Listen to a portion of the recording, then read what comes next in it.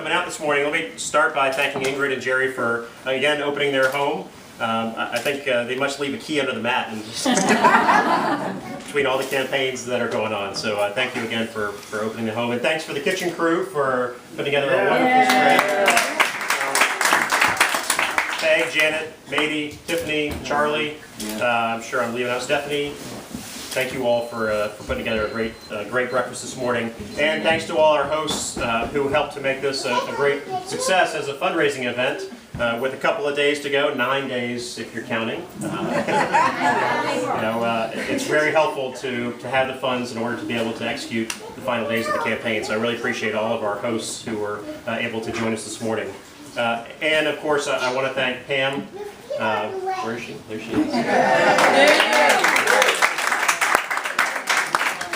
And my son Harper, who's reading through the campaign. He's good. He's really good. Except he just finished his book, apparently. So now, and my two daughters, Morgan and Catherine, as well. Who are eating their way through the campaign. So with 9 days left, and we got an opportunity, I think, in these closing days to continue to provide a positive vision for the future of our community and what we want Arlington to look like. And I was thinking about this, that when what makes us Democrats, and when we listen to President Obama talk about investing in America, he's really talking about Arlington, right?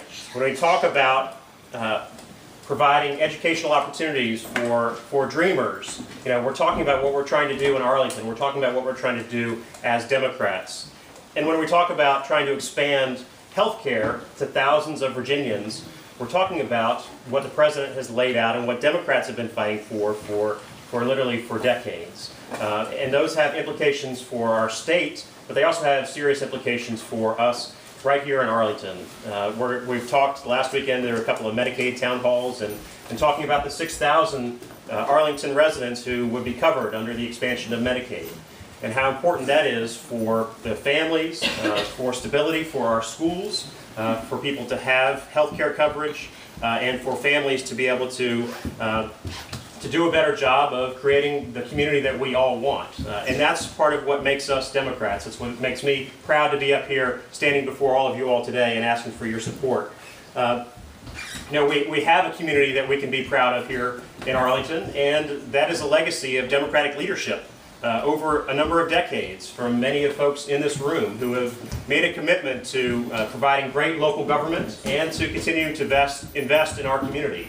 Investing in transportation, investing in education, investing in people, and a strong social safety net so that we can provide a community and create a community that has the lowest unemployment in the entire state, that's had stable home prices, that has a history of being a welcoming and inclusive community where people can come regardless of their background, regardless of their sexual orientation, and they can create a life, they can make Arlington their home. And that's the kind of place that I cherish. That's why we're raising our own family here, and that's the kind of Arlington that I want to lead on the county board. So, on the flip side of that is that when my Republican opponent in this race talks about saying no to investing in Arlington, that's a page that's straight from the Republican playbook. But we hear that over and over again, say, well, we want health care, but we don't want that kind of health care. We want immigration reform, but we don't want that kind of immigration reform. You see it over and over and over again. And that's the same play that's being called in this election today. So, I need your help in the last closing days. I'm proud to be a Democrat. I'm proud to be called a Democrat.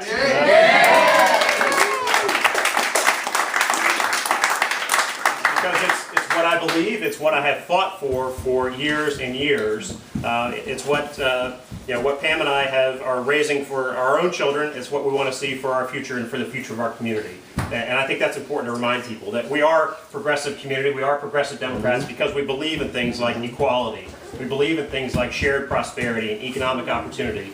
And we understand that it's important that our local government, as well as our state and federal government, had a role to play, an important role to play in creating the community that we want to see into the future. That is the Democratic Party that I believe in, and that's part of the reason that I'm running here. I'm also running to bring a couple of perspectives that aren't on the board that I think can be helpful in solving local issues and challenges that we face. So first of those is around school overcrowding and school capacity. You know, one of the great things about Arlington is that we've got and are attracting lots of new families to the community. And with that has come a surge in school enrollment. And I look forward to working with the school board to meet that challenge and to continue to make sure that we've got great schools right here in Arlington. There we go, on cue.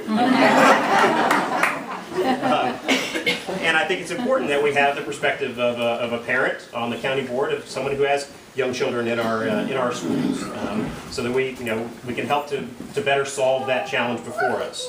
I also think the perspective of business experience as well as government experience. So combining my work on Capitol Hill and with Governor Warner with a decade spent working in the private sector around innovation in government. How do we make government work better? How do we make sure we're delivering great services to our residents? I think that's an important piece of this campaign as well. And in this race, and I'm proud that we have gathered a broad base of support from across the community, both in terms of leaders within the community as well as organizations from the Arlington Educators. There we go. The Sierra Club, the Northern Virginia Association of Realtors. Where's Bob Adamson? There we go. There we go. We got IBEW and labor as well, and the laborers as well. So we're putting together a broad-based coalition of support from across the community, and I'm very proud of that effort and very appreciative of all the support we've gotten from so many people. Because I think it's important that we do reach out to the full breadth of our community. Last night I started at the Dreamers event over at Unitarian Universalist Church, and went from there to an event at Macedonia Baptist Church. We've got an event this evening with the Bangladeshi community. We've met with the Nepalese community, and really embracing the full diversity of Arlington, because one of the hallmarks of Arlington is the strength of our community and the diversity of our community, and that's part of what makes it such a great place to live, work, and raise our families. So, and I don't have to tell everybody in this room that elections matter. As Ingrid said, this is going to be, a close election, perhaps closer than we're used to as Arlington Democrats, and it means we have to dig a little deeper, we have to work a little bit harder. We, in this campaign, have knocked on over 20,000 doors and made calls, thousands of calls, so we are leaving no stone unturned in this effort. And that's the result of a lot of hard work from a lot of people. Mary Detweiler, Steve Baker, and Kip Malinowski, who is, I think, out working this morning and knocking on doors. Those efforts are going to pay off on April 8th in making sure that people know what's at stake and they get out and vote. So, again, I ask for your help. Take a contribution envelope with you, give it to a neighbor. Leave one today if you haven't already, and remind people why this is so important. Use social media, use Facebook and other means to let people know and remind them that we have an election coming up.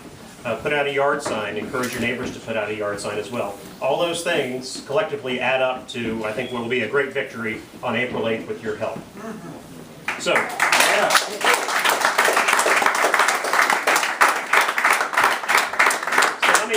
Let me just transition there to the other part, which is that I had the great honor to introduce our special guest here at our breakfast this morning, who sort of goes without saying really doesn't need an introduction, but his background is so impressive that it deserves a little bit of additional mention.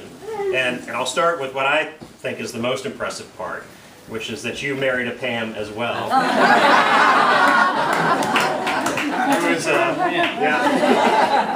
It was incredible, and we had the opportunity to listen to Pam in Arlington last fall, and we thought about asking her up, but we're glad you came to speak as well. So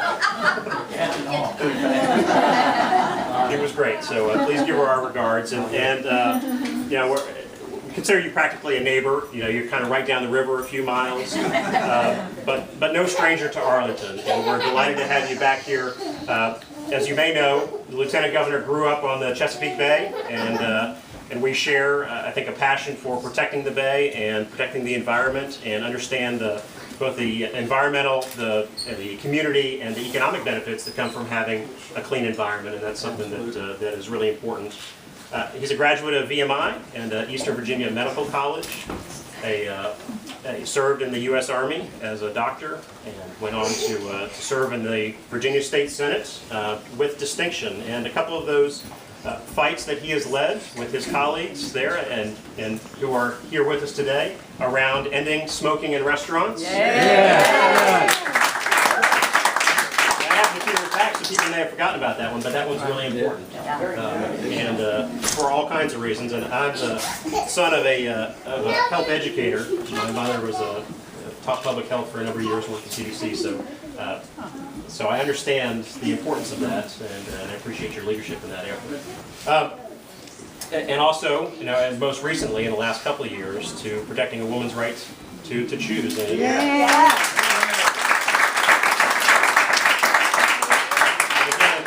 Reminding us again why we as Democrats, why we stand up for what we believe and why that's so important that we protect women's rights. He's also a man of tremendous integrity who, and I appreciate this myself, doesn't always speak the most or the loudest. But you better listen when he does, because he's speaking, he knows what he speaks, and he speaks from his heart as well. So we're so proud to have him now leading the Senate and helping our governor and leading in the fight to provide health care to really thousands of Virginians, along with all of our General Assembly colleagues. So let's give them all a round of applause here.